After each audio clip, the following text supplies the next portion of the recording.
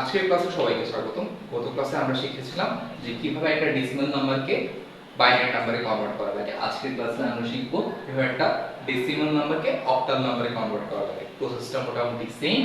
আগের ক্লাসে আমরা 8 2 দিয়ে ভাগ করেছিলাম, আজকের ক্লাসে আমরা 8 দিয়ে ভাগ করব। তো আজকে আমরা দেখি এই যে ডেসিমাল নাম্বারের ক্ষেত্রে এখানে পূর্ণ সংখ্যা হচ্ছে 52 আর দশমিক যুক্ত সংখ্যা হচ্ছে 0.3।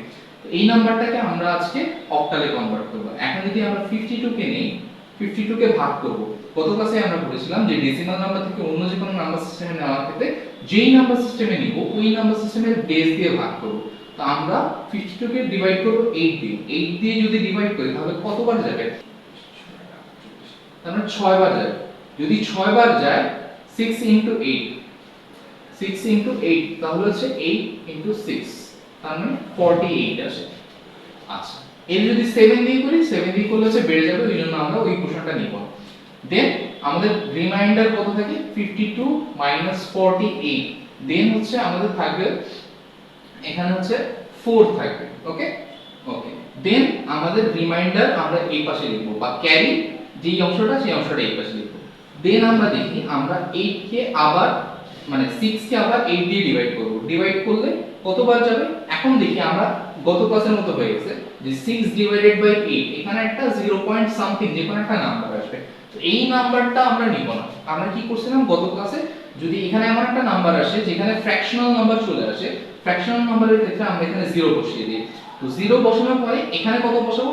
এখানে এখানে কত বসাবো? এখানে হচ্ছে যে এই যে নাম্বারটা ছিল সেই নাম্বারটা এখানে নিয়ে আসবো 6।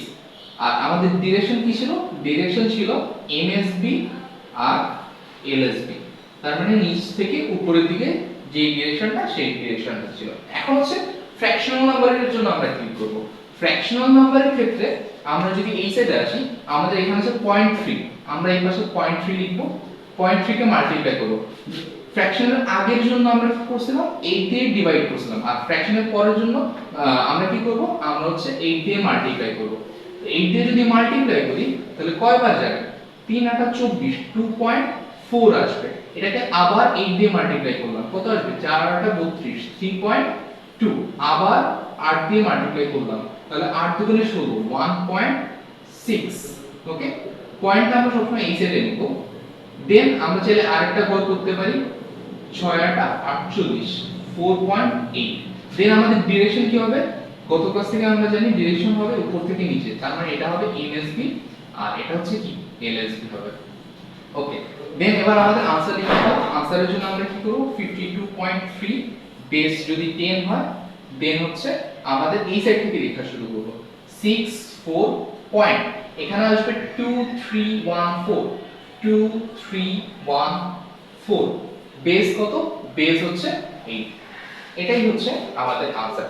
নেক্সট ক্লাসে আমরা শিখব যে ডেসিমাল থেকে কিভাবে হেক্সাডেসিমালে কনভার্ট করা যায়। ধন্যবাদ সকলকে।